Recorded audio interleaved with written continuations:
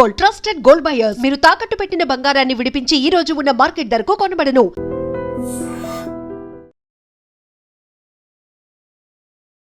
నమస్తే రమ్మగారు. నమస్తే జయ. మనం వరప్రసాదులు కథ చెప్పుకుంటా ఉన్నాం కదా రమ్మగారు. ఇవి సిరీస్ వస్తానే ఉంటాయి కదా, ఒకదాని తర్వాత కొన్ని కథలు వస్తాయి. ఇంకొక 5-6 వస్తాయి కానీ వసంతుడికి మెడ తెగిపోయి పడిపోయింటే కళావతిని ముసలిది తీసుకుపోయింది, రాజ్యానికి తీసుకుపోయింది. వాళ్ళ రాజుకి అప్పచెప్పేసింది. అప్పచెప్పిన తర్వాత ఇక ఆ కథ అక్కడ కాపి తర్వాత కథ చూద్దాం. రాముడు రెండో వాడు, వీడు ఉత్తర దిక్కుకి ప్రయాణం చేసుకుంటూ పోయాడు. ఆ చెట్టు ఎక్కి వెళ్ళాడు ఎక్కడికో వెళ్ళగా ఒక ఖాళీ ప్రదేశం, పెద్ద కొండ. ఆ కొండకి ఎక్కి చూద్దాం అనుకున్నాడు. ఈ కొండ ఎక్కిన తర్వాత కొంచెం ఏదో కిందకి దిగినట్టుంది, దిక్కు దివాణం ఏమీ తెలియలే. అక్కడ ఒక గుహ ఉంది, గుహలోకి వెళ్ళిన తర్వాత ఈ కొండ ఎక్కాక వెనక్కి తిరిగి చూస్తుండే. మామూలుగా కొండ ఎక్కితే దూరం నుంచి చూస్తే మనకి ఇట్లా కనపడుతుందా, మనం పైకి ఎక్కాక కిందది మనకు అట్లా కనపడదు. మనం ఎక్కుడు దాంట్లో ఏ దిక్కుకు తిరిగి ఎక్కేస్తున్నామో తెలీదు, పైకి ఎక్కాలన్న ధోరణే ఉంటుంది. చాలా ప్లానింగ్ కావాలి. ఇతనికి ఆ కొండ లోపల దిగాడు. అక్కడ ఒక గుహ ఉంది, ఆ గుహ లోపలికి వెళ్తే అక్కడ కడు వృద్ధుడుగా ఉన్న ఒక ఆయన తపస్సు చేసుకుంటాడు. ఏం చేయాలి ఆయన టక్కిన కళ్ళు తెచ్చాడు. ఎవర్రా నాయన ఇక్కడికి వచ్చావు అన్నాడు. అనేసరికి దండాలు పెట్టి, నేను ఫలానా రాజకుమారుడు రాజుగారి బంత్రికుమారుడిని, ఇలా మర్రిమాని ఎక్కి వచ్చాం. నేను కొండ కనపడితే ఇదేమిటో చూద్దామని ఎక్కాను, ఎటు వెళ్తున్నాను అగమ్య గోచరంగా అయిపోయింది స్వామి, ఇగో ఇక్కడికి చేరాను అనేసరికల్లా ఆయన అన్నాడు, నువ్వు అదృష్టవంతుడివి, 12 ఏళ్ళ నుంచి తపస్సులో ఉన్నాను నేను, ఇవాళే కళ్ళు తెచ్చా. 12 ఏళ్ళకు ఒక్కరోజు కళ్ళు తెరుస్తాట ఆయన. నేను కళ్ళు తెరవకపోతే అంటే 12 ఏళ్ళు ఈ గడవక ముందు నువ్వు వచ్చుంటే నా శాప ఫలితంగా చచ్చిపోయేవాడివి నువ్వు. నీ అదృష్టం బాగుండి నేను కళ్ళు తెరిచే రోజుకు వచ్చావు, నీకేం కావాలో చెప్పన్నాడు. ఈ కొండ మించి కిందకి దించండి స్వామి అన్నాడు. ఏం అడగాలి, మర్రి చెట్టు దగ్గర పంపించండి అంటే పోయేది.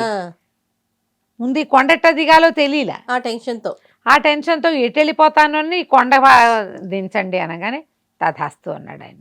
ఢామని కొండ మించి కిందకు వచ్చేసాడు. ఆ గుహలో నుంచి కూడా బయటకు వచ్చి కొండ మించి కిందకు వచ్చేసాడు. వచ్చేసరికల్లా ఏముంది, అంతా అడవి బిక్కామయంగా, ఎవ్వరూ లేరు. ఇక ఏం చేస్తాడు, నడువో నడిచి ఏవో చెట్లు కనపడితే ఓ చెట్టు కింద పడుకుంటే వీళ్ళు చదువుకున్నారు కదా బాగా, జంతువుల భాష పక్షుల భాష అవి క్షుణ్ణంగా తెలుసు అందరికీ. వాళ్ళ 5గురు అట్లాంటి వాళ్ళే. ఆ చెట్టు కింద పడుకుంటే ఆ చెట్టు మీద 2 గద్దలు ఉన్నాయి, అవి 2 మాట్లాడుకుంటున్నాయి. ఎక్కడికి వెళ్ళావు, ఏం చేసావంటే, ఏముంది పక్కనే ఉంది కదా అవంతి నగరానికి వెళ్ళాను, రాజుగారి కూతురికి కళ్ళేమో పోయినాయి, ఓహో వైద్యాలు చేస్తున్నారు, ఏం వైద్యం చేస్తే మాత్రం ఏం ప్రయోజనం, సరైన వైద్యం లభించక రాజ్యంలో ఎవ్వరూ ఏమి మాంసాహారాలు అవి వండుకోవటం లేదు.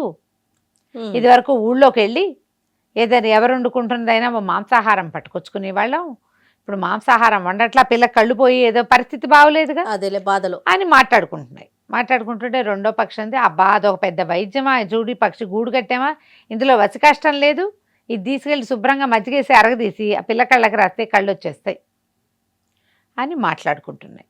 వసికాష్టం అనేది ఒక వసి అనే ఒక కొమ్ము, అది ఏదో ఒక చెట్టుది ముక్క. ఇతను విన్నాడు, ఓహో పక్కనే ఉన్నంటే దీనికి దగ్గరలో ఒక ఊరుంది, అది అవంతి నగరం. ఆ నగరాన్ని రాజుగారు ఉన్నాడు, రాజుకో కూతురుద్ది పద్మగంధి, ఆ పిల్లకి కళ్ళు పోయినాయి. దానికి వందు ఈ పక్షి గూట్లో ఉంది. పక్షి గూడు పెట్టినాయి కానీ ఇంకా గుడ్లు పెట్టలే అవి. పక్షులు తిండి కోసం గూడు పెట్టుకున్నాక అన్ని ఏర్పరచు, ఇంకా కొన్ని తెచ్చుకుంటాయి కదా పుల్లలు, అవన్నీ 2 లేచి వెళ్ళిపోయినాయి. చెక ఇది ఎక్కేసి ఆ మొత్తం ఆ పుల్లలన్నీ ఊడదీసి అందులో వాసన వస్తున్న వసికాష్టాన్ని గుర్తుపెట్టాడు. అది పుచ్చుకొని దిగి ఇక నడవటం మొదలుపెట్టాడు. నడవగా ఏదో కొద్దిగా ఊళ్ళు అవి కనపడుతున్నాయి. అవంతి రాజ్యానికి ఎట్టా వెళ్ళాలి, నగరానికి అని అడిగి ఆ నగరపు దారి పట్టాడు. నగరంలోకి వెళ్ళాక సరే ఇతను బాటసారిలాగా కొంత కనపడుతున్నాడు. వెళ్ళగా కోట, తర్వాత సైనికులు వాళ్ళు కనిపించారు. సైనికులను అడిగాడు, రాజుగారి అమ్మాయికి రాజకుమార్తెకి కళ్ళు బాగుండలేదుట, దానికి వైద్యం నాకు తెలుసు, నేను అడవిలో ఎవరి దగ్గర విన్నాను, అమ్మాయికి ఆరోగ్యం బాగుండలేదని నన్ను తీసుకెళ్ళినట్టు అంటే వీళ్ళు గచ్చాకు పుచ్చాకు అన్నీ ట్రై చేస్తున్నారు. ఏ పుట్టలో ఏ పాముందో ఇతన్ని తీసుకుపోయారు. తీసుకెళ్తే మంచి మజ్జిగ తెప్పించండి అని మజ్జిగ మీద పసుకాష్టాన్ని అరగదీసి ఆ గంధం రాసేసరికి ఆ అమ్మాయి కంట్లో ఒక రకమైన పొర ఏర్పడింది. ఆ పొర కరిగిపోయి కళ్ళలోంచి జల జల జల జల నీళ్లు కారిపోయి ఎంత నీళ్లు కారినాయో ఆ పొర అంతా నీళ్ళలాగా కారిపోయింది. ఆ అమ్మాయికి కళ్ళు విచ్చుకున్నాయి, మామూలుగా కనపడడం మొదలుపెట్టింది. పిల్ల పేరు పద్మగంధి. కళ్ళు తెరవగానే మొదట కనపడిన రాముడి మీదే మనసు పెట్టుకుని ఉంది. వీడిని పెళ్లి చేసుకుంటానని తండ్రికి అడిగింది. వాళ్ళు ఏం చేశారు, అంతకుముందు అర్ధరాజ్యం ప్రకటించారు, పిల్లనిచ్చి పెళ్లి చేసేస్తామన్నారు, బోర్డు చెప్పారు, ప్రకటించారు. అవన్నీ ఏ ప్రకటన అక్కర్లా, ముందు అసలు కళ్ళు చూసి మందేస్తానని వచ్చాడు వీడెవడో కుర్రాడు, బ్రాహ్మల అబ్బాయి, ఎవరో రాజ్యానికి మంత్రి గారి కొడుకు. బాగానే ఉందిగా, శుభ్రంగా పెళ్లి చేసేశారు. హాయిగా ఉన్నాడు అమ్మాయితో పాటు. ఒక 5-6 నెలలు 10 నెలలు గడిచినాయి. గడిచాక ఇంకా స్నేహితుల మీద మనసు లాగుతోంది ఇతనికి. పెళ్లి కొత్తల్లో ఏముంది, పెళ్లి కూతురు, హడావిడి, ఫంక్షన్లు, భోజనాలు గందరగోళంగా ఉంటాయి. ఒక 5-6 నెలలు అయితే పాత పడుతుంది కదా. ఏమన్నాడు, నేను వెళ్ళి మా స్నేహితుల్ని కలుసుకుని వస్తాను, అసలు అక్కడికి ఎట్లా వెళ్ళాలో ప్రయత్నం చేసుకోవాలి అంటే సరేనంది పద్మగంధి. ఒక 5-6 నెలలు గడిచాయి కదా, కొత్త తీరింది. ఆ అమ్మాయి కూడా సరే వెళ్ళరా నీలేని వదిలేసింది. ఇతను ఒక గుర్రం వేసుకుని బయలుదేరి వెళ్ళాడు. వెళ్తే ఏమైంది, ఈ వెళ్తూ ఉంటే ఇతను ఒక సింహం గుర్రం మీద పడి ఇతను వీళ్ళ మీద పడింది, గుర్రాన్ని కాస్త తినేసింది. తను ఒక్కడే అయిపోయాడు. ఏం చెయ్యాలో తెలియలే. వాన పట్టుకుంది. ఆ వర్షంలోనే ఏ చెట్టు కింద నిలబడితే ఎక్కడ పిడుగు పడుతుందో తెలీదు. చెట్ల కింద నిలబడకుండా నడుస్తూ ఉన్నాడు. నడుస్తూ ఉంటే పెద్దగా మెరుపు మెరిసి దూరంగా ఒక దేవళం, పాతబడిన దేవాలయం ఉన్నట్టు కనపడింది. ఏమిటో గుడి కనపడుతోందని గుడి వైపుకి వెళ్ళాడు. వెళ్ళేసరికల్లా ఆ గుడిలో లోపల నుంచి ఒక ఏడుపు, ఆడవాళ్ళ కంఠస్వరంలో దుఃఖం, 2 మొరటు గొంతులు వినపడుతున్నాయి. మగ గొంతులు కూడా వినిపిస్తున్నాయి. అమ్మాయి ఎవరో ఏడుస్తున్నట్టు వినిపిస్తుంది. ఏమిటా అని లోపలికి వెళ్ళాడు.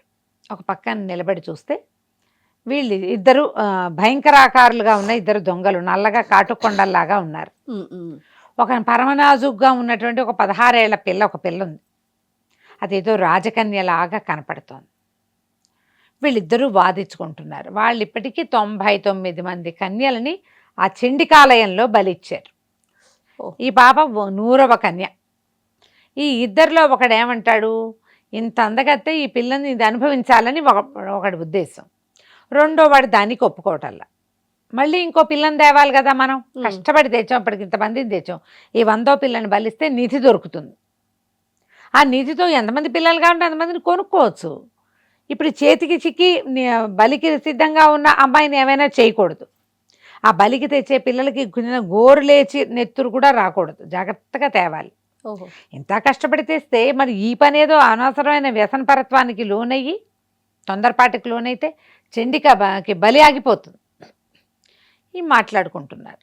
చివరికి వాళ్ళిద్దరూ నానా రకాలుగాను వాదించుకుని తెల్లవారగానే పిల్లని బలి ఇవ్వడానికి ఫిక్స్ అయ్యారు. పడుకుని నిద్రపోయారు. ఈ పిల్లని కాళ్ళు చేతులు మూతి కట్టేసి ఓ పక్కన పడేశారు. దానంతట అది లేచి వెళ్ళలేదు. రాత్రికి రాత్రి, అర్ధరాత్రి, వర్షము, చండికాలయము, నట్టడవి, పిట్ట పురుగు పిచ్చిక ఏమీ లేవు చుట్టుపక్కల. ఏం ధైర్యం చేస్తుంది, కాళ్ళు చేతులు కట్టేసి ఓ మూల కూర్చోబెట్టారు. ఆ పిల్ల కూడా కునికి పాటలు పడుతోంది. ఇతను ఏం చేశాడు, జాగ్రత్తగా లోపలికి వెళ్ళి ముందు వాళ్ళ దగ్గరున్న ఖడ్గాలు అవి తీసేసుకున్నాడు.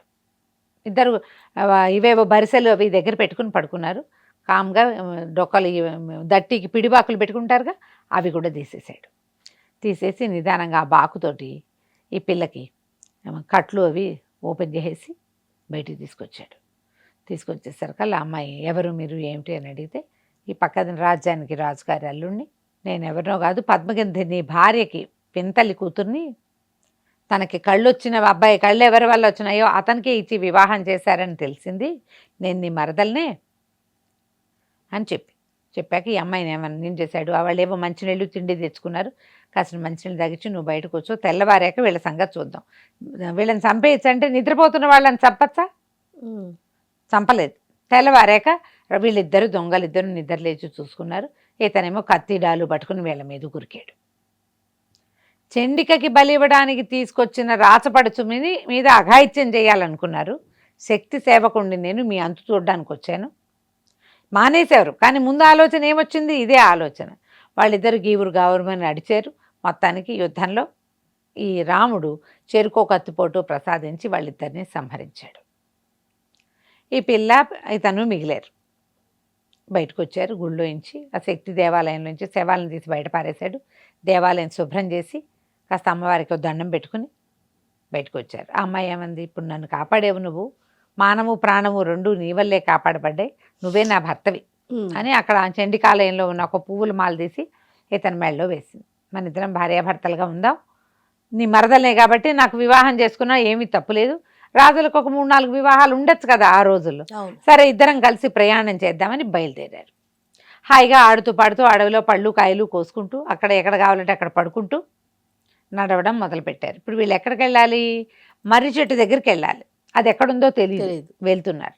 వెళ్తుంటే ఏమైంది, ఒక ఆటవిక పల్లె ఒకటి కనపడింది. ఆ ఆటవిక ఈ పల్లెలోంచి ఒక కుర్రాడు, ఒక అతను, ఒక మరీ కుర్రాడు కాదు, నడివయస్కుడు కాదు, వీళ్ళకంటే కొద్దిగా పెద్దవాడు. అతను ఏవో పట్టుదైనా అవి పట్టుకుని వెళ్తున్నాడు. వీళ్ళు అడిగారు, మాకు ఇక్కడ ఆహారం దొరుకుతుందా, ఈ 2 రోజులు ఆశ్రయం దొరుకుతుందంటే, రండి రండి నేను ఆశ్రయం ఇప్పిస్తానని తీసుకుపోయాడు. ఇది తీసుకెళ్ళి ఈ కనకవల్లి అనుకుందాం, పిల్ల పేరు కనకవల్లి అని పెడదాం. ఈ కనకవల్లి అద్భుతమైన సౌందర్యవతి, 16-17 ఏళ్ల పిల్ల. ఈ భిల్లుడికి ఈ అమ్మాయి మీద దృష్టి పడింది. ఈ పిల్లని సొంతం చేసుకోవాలి ఎలాగైనా. వీళ్ళకి ఏం చేశాడో గుడిసి చూపించాడు. హాయిగా ఈ గుడిసెలో విశ్రాంతి తీసుకోండి, రేపు మీరు చెప్పిన మర్రి చెట్టు వైపుకి నేను తీసుకెళ్తాను మిమ్మల్ని అని డైరెక్షన్ చేశాడు. తెల్లవారుజామున వచ్చి కనకవల్లిని నిద్రలేపాడు. నిద్రలేపేసరికి మా ఆయనేడి, నా భర్త ఏడని, ఇదిగో అని చూపించాడు. అక్కడ ఒక కుక్క ఉంది. ఏమన్నాడు, నాకు దగ్గర మంత్రపక్షింతలు ఉన్నాయి, అవి చల్లితే కుక్క అయిపోతారు, నీ భర్తను కుక్కని చేశా, నన్ను పెళ్లి చేసుకొని నువ్వు నాకు నచ్చావు. ఏం చేయాలో తెలియలేదు. ఈ కుక్కను మామూలు మనిషి ఎట్టా చేయాలి, వీడి నుంచి ఎట్టా తప్పించుకోవాలి. మన ఊరు అక్కడెక్కడో, వాళ్ళేమో నన్ను ఎక్కడి నుంచో ఎత్తుకొచ్చారు. బావదేమో ఏం భర్త అయిన బావదేమో అది ఇంకేదో ఊరు, అతను వెళ్ళాల్సిందేమో మర్రి చెట్టు. 3 ట్రయాంగిల్ తాలూకు 3 కొసల్లోనూ 3 ఉంటే నేను మధ్యలో ఉన్నా, ఇప్పుడు ఏం చేయను వీడితోటి. బాగా ఆలోచించుకుని ఏమంది, అలాగే ఏముంది, దారిపోయేవాడిని అతను పెళ్లి చేసుకున్నా, నిన్ను చేసుకోవడానికి నాకేమి అభ్యంతరం, అట్లాగేలే, కాకపోతే ఇప్పుడు ఆల్రెడీ నీకు పెళ్ళి అయింది కదా, మీ ఆవిడ ఊరుకుంటుందా అనేసరికి భిల్లుడు ఆలోచించాడు. అమ్మో మా ఆవిడ ఊరుకోదన్నాడు. మరి ఇక నేను పద మనం ఇంకో చోట కాపురం పెట్టుకుందాము అని చెప్పి, భర్తతో ఒక కత్తి ఉంది, అదే ఆ కత్తి పుచ్చుకుని కుక్కని చేత్తో పుచ్చుకుని పద వెళ్దామని చెప్పి వీణి పుచ్చుకుని బయలుదేరింది. ఇద్దరు కలిసి నడవడం మొదలుపెట్టారు. ఏదో ఒక పక్కకి. మధ్యలో వాడితోటి కాస్త కొంచెం అంటుముట్టు సరసం ఆడబోయినా ఒప్పుకోవాలి. అబ్బెబ్బే మీరంటే భిల్లులు ఎట్టా పడితే అట్టా పెళ్లి చేసుకుంటారు, నేను రాజకన్యను కదా, దేవాలయంలో పెళ్లి చేసుకోవాలి, అయ్యవారు ఉండాలి, అప్పుడు కాపురం, సరేనా అని ఒప్పించింది. వాడి అందంగా ఉన్న అమ్మాయి పిల్ల చెప్పే కబుర్లు దీని వయ్యారాలకి లొంగిపోయాడు ఆ భిల్లుడు. ముందుకెళ్తుంటే అడిగింది, మరి ఈ కుక్కని మనిషి ఎట్టా చేస్తామంటే, హేలాపురి అనే ఒక ఊర్లో ఒక సిద్ధుడు ఉన్నాడు, అతను మంత్రం వేసి ఈ కుక్కని మామూలుగా చేయగలడు, అతనిచ్చినవే అక్షతలు, ఎప్పుడో నేను తెచ్చుకున్నా, ఆ కుక్కని మనిషిని చేయటం నా వల్ల కాదు, నాకు రాదు, హేలాపూర్ వెళ్తేనే కుదురుతుంది, సిద్ధుడికే సాధ్యం అంతే. సరే ఈ అమ్మాయి ఏం చేసింది, అలాగేనని వీడితో పాటు బయలుదేరింది. నీతోటే ఉంటాను, ఊరికే మన కాపలాగా కుక్క ఉంటుందని కుక్కను పుచ్చుకొని బయలుదేరింది. ఏదో ఒక ఊరు చేరారు. ఊరు చేరితే ఈ హేలాపురి కథ అంతా ఆ ఊళ్ళో తెలుసుకుంది అమ్మాయి. రాత్రి ఒక సత్రంలో పడుకున్నారు. ఈ పెళ్ళి ఏం చేసింది, తెల్లవారుజామున సత్రంలో అందరూ మంచి నిద్రలో ఉండగా లేచి ఆ కత్తి తీసి ఆ పడుకునున్న భిల్లుణ్ణి 2 ముక్కల కింద నరికేసింది. నిశ్శబ్దంగా కుక్కను తీసుకుని బయటికి వెళ్ళిపోయింది. ప్రజలు ఏమనుకుంటారు, ఎవరో సౌందర్యవతి అయిన పిల్లని భిల్లుడు తీసుకొచ్చాడు, ఎవడో మంచి గట్టివాడు ఈ భిల్లుడిని చంపేసి పిల్లని తీసుకుపోయాడు, అంతేగాని పిల్లే వెళ్ళిపోయింది అనుకోరు. ఇప్పుడు ఈ పిల్లని గురించిన సమాచారం ఎవరికి కావాలి, భిల్లుడు చచ్చిపోయాక వాడికి చుట్టాలు మేనమావ కొడుకులు ఎవరు లేరు అక్కడ, వాడు అక్కడ చచ్చిపడి ఉన్నాడు. ఈ అమ్మాయి బయటకు వచ్చేసింది. హేళ అప్పుడు ఏమనుకుందంటే, నేను ఇంత అందంగా ఉండటం వల్లే కదా ఈ తిప్పలు వచ్చినాయని శుభ్రంగా మొహానికి మసి పూసుకుని, ఈ భిల్లుడు తాలికవే కొన్ని బట్టలు ఏవో ఉన్నాయి, ఆటవిక బట్టలు ఉన్నాయి, వస్త్రాలు తెచ్చుకున్నాడు వాడు పూట. ఆ బట్టలు కట్టుకుని పురుష వేషం వేసుకుని ఈ కుక్కని చేత పుచ్చుకుని హేలాపురిని వెతుక్కుంటూ బయలుదేరింది. ఏముంది, ఎక్కడో పండో కాయో దొరుకుతుంది, కుక్క దాని ఆహారం అది సంపాదించుకుంటుంది, అంతే. మరి ఇంకేం చేస్తాం? అట్లా బయలుదేరి వెళ్ళింది. ఈ వెళ్ళిన వాళ్ళు ఏమయ్యారో మనం వచ్చే భాగంలో చూద్దాం. రైట్ అమ్మగారు, నమస్తే. నమస్తే జయ. And for more videos, Please subscribe to iDream. Please subscribe to iDream. Please subscribe iDream. And please subscribe to iDream. For more videos, subscribe to iDream. please like, share and subscribe to the channel. Congratulations, iDream. Subscribe to iDream. Subscribe to iDream. So subscribe to iDream Media. iDream ki iDream team andarki huge congratulations. Please subscribe iDream Media. Please subscribe to iDream. Subscribe iDream. Please subscribe to iDream. iDream అంటే నా కళల ఛానల్ను subscribe చేసుకున్న నోరు తిరుగుతలేదు, మీరైతే గంట గుర్తు కొట్టండి. For more such videos, please subscribe to iDream. Subscribe to iDream. Please subscribe to iDream. Please subscribe iDream Media. Please do subscribe to iDream. Please subscribe to iDream Media. For best entertainment and information, please subscribe iDream. And don't forget to subscribe to iDream.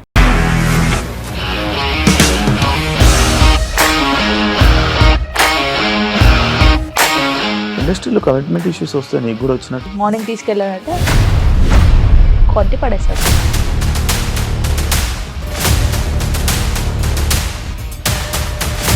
ఒక్కళ్ళు కూడా చూడలేదు ఈ cinema అని చెప్పడానికి కూడా చాలా ధైర్యం కావాలి. అది నిజం కదా, దాంట్లో ధైర్యం ఏంటి? ఇది నెక్స్ట్ డే ప్లేట్ మార్చేస్తే తప్పు కదా. As of now we are comfortable this అని నేను అనుకుంటున్నాను. రష్మిక గారిది మీది ఒకే ఊరంట కదా? నీకు కోపం వచ్చిందంటే బాగా తిట్టేత్తరా? తిట్టేద్దామండి. నిజంగా గేమ్ ని ఎలా చేంజ్ చేయగలిగారు? ఏపీఎస్ఎఫ్సి వాళ్ళకి 6 నెలల్లో నేను 6 లక్షలు కట్టా. బిజినెస్ చేయాలనుకుంటే it is as difficult as riding a tiger.